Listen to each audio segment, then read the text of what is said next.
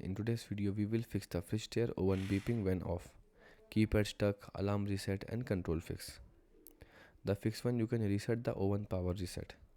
So turn off the oven, unplug it from the power outlet, and if it's hardwired, turn off the circuit breaker and wait for around 5 to 10 minutes and plug it back in and turn the breaker on. The fix 2, you can check for error code on display.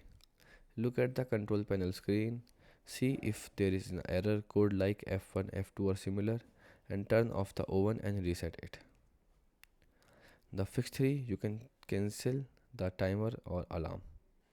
Press the timer button, then press cancel or set the timer to off, and make sure no delayed start is active. The fix 4, you can check door lock. Make sure the oven door is fully closed. If it was in self-clean mode, wait until it fully cools down and try gently opening and closing the door again. Goodbye.